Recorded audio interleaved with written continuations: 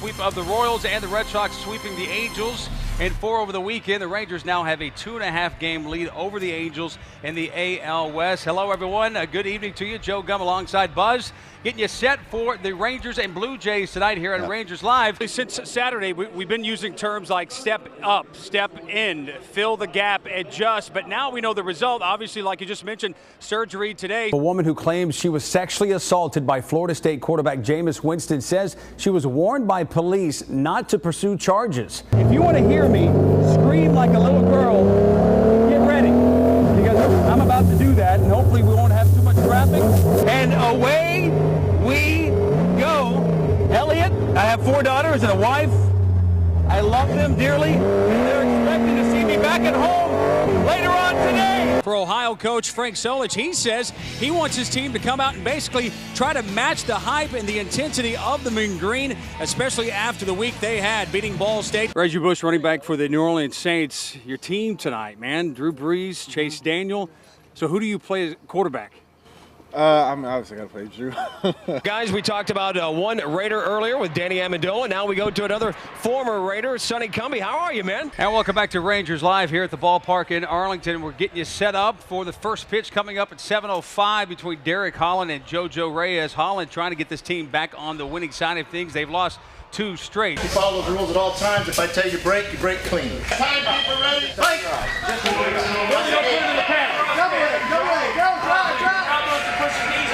And after lasting a full minute and 10 seconds with 2 different fighters, my MMA hopes, dreams, past, present, and future all retired in the octagon.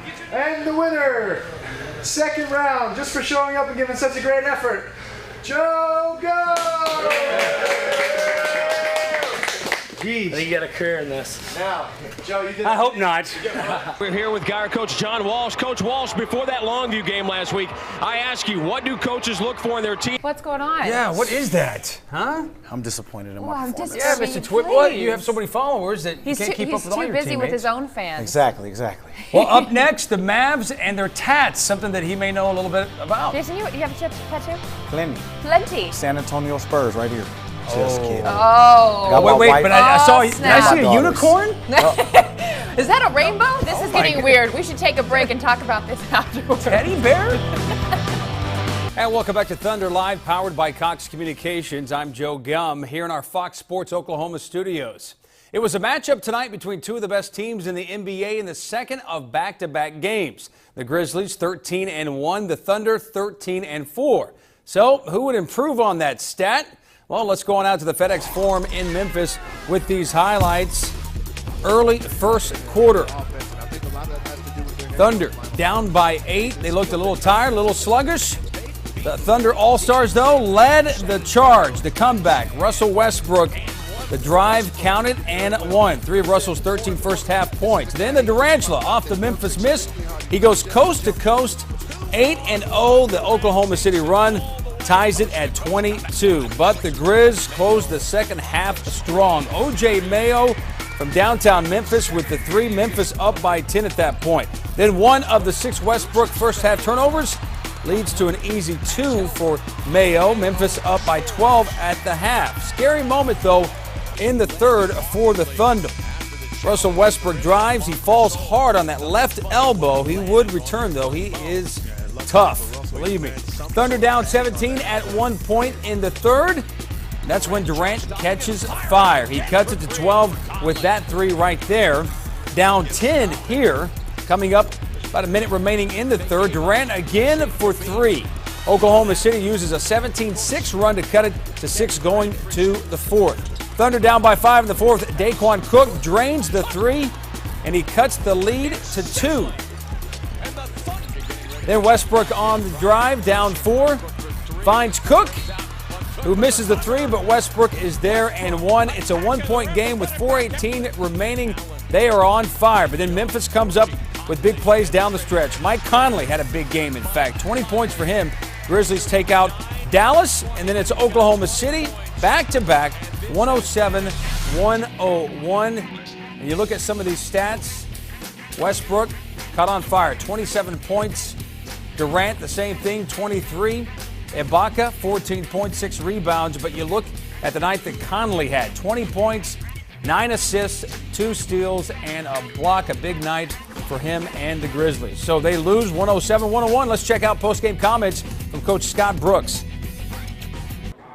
There he is, Thunder coach Scott Brooks. We heard it too many times in that 3 minutes there. In fact, I wrote it down how many times. Too many points in the paint. Yeah. And that's one of the things we talked about before the game. All the big men and the size, the advantage that the Thunder has in this game, possibly stopping Zach Randolph, just 17 points on the night. But they did a great night on him, but then everyone else, they sort of failed, like Tony Allen, 20 points, 27 in the previous game. So we look at the big men, and they need Perkins back.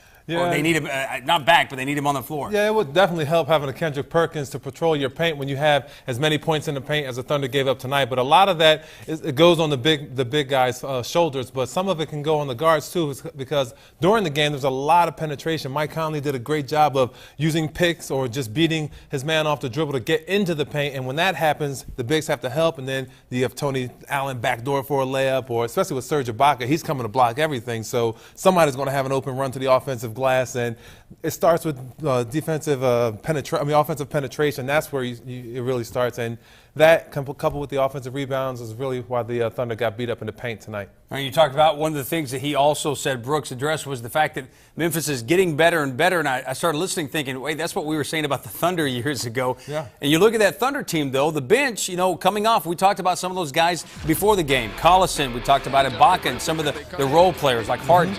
We talked about that before the game, and we said this game was going to come down to whose role players played better. And with the night Tony Allen had, we see why the Memphis Grizzlies won the game. But hats off to Nick Collison. You saw the great play and the hustle plays that he came out with, which helped the Thunder stay in this game and stem the tide.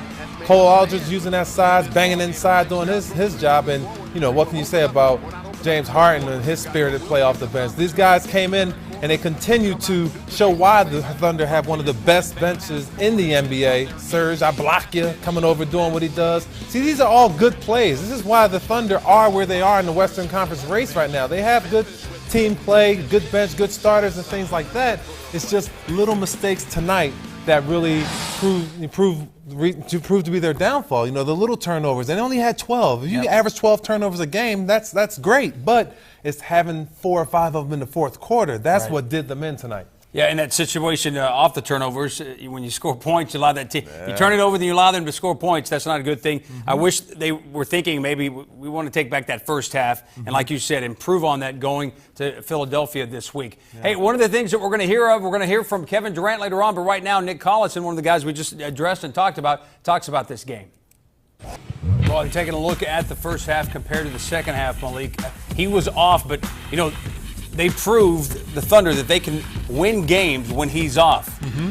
The example of that would be the Suns, just 18 points. That's still a decent night, but other guys stepped up. Well, tonight, I'm sure they were hoping, hey, let's have a good night from him, because we like those nights. Most of the time we win when he has those big nights. Yeah, well, the Thunder, they proved they can win when Kevin Durant isn't there. They went up into Boston without Kevin Durant and got a big win. So that wasn't really the problem, but I think what that stat tells us is early in the game, as Grant Long said, the Thunder were trying to do too many things one-on-one. The ball stayed on one side of the court too many times. But after halftime, Coach Brooks and the Thunder, they made their adjustments, and they came out and they moved the ball. They set screens from one another. They started playing Thunder basketball, and everybody got in the rhythm, namely Kevin Durant, and he got himself going.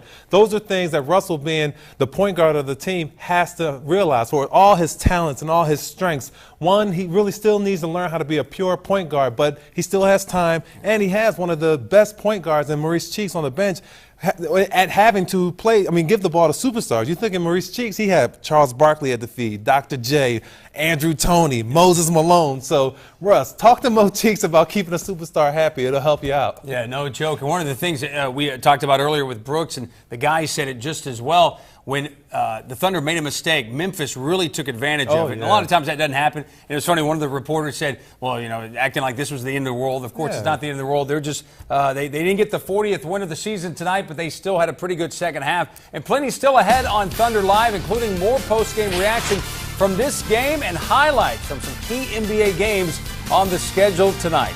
Now put your hands together as we present your Tampa Bay Rays. When you have have a job title that starts with the voice of, it usually means you're heard but rarely or never seen. So as the Rays get set for their season opener today, we pull back the curtain and reveal the voice of Tropicana Field, Greg Khalil. The coolest thing about this job would be fill in the blank. Coolest thing about this job, again, there's only 30 guys in the country that get to do it. I've liked sports in general, as most guys do, but baseball has been my first love from way back in the late 60s. And the fact that I get to sit here and am paid to do it is just amazing to me. I tell people, don't pinch me, I don't want to wake up. Number 18, Ben Zobrist. It's that type of passion and excitement for the game that comes through loud and clear over the loudspeakers at every home game at the Trop. A job I wanted to attempt myself. Ladies and gentlemen, at this time, please join us in welcoming Jessica Carey to perform our national anthem. All right, so talking into a microphone, that's pretty easy, right? I mean, I do it every morning. But that was just a short announcement, not an entire roster of names that might have some difficult pronunciations, like Kila Ka'ahue. They said, what's that? I said, it's an ancient Hawaiian greeting of peace and love. Or the Oakland first baseman, but definitely one of the two. Whether it's the home team or the opposing team, getting the correct names is priority number one for a PA announcer. But I also found out that if you make a mistake and announce the wrong information on a promotion or contest, it might cost you. With that hit, Hess Express will donate an additional $5,000 to the Children's Medical Center at Tampa General Hospital, bringing this season's total to $5,000. Yeah, that'd be a problem. So then I end it, and I'm thinking, okay, that was a great announcement, but then I made a mistake. Yeah, you moved the decimal point. You just gave away 10 times as much money as the sponsor was planning to. And as I had Greg right beside me to inform me of my mistake, he depends on a much larger group of behind-the-scenes people helping him with everything that's involved with being the voice of Tropicana Field. Ladies and gentlemen, your Tampa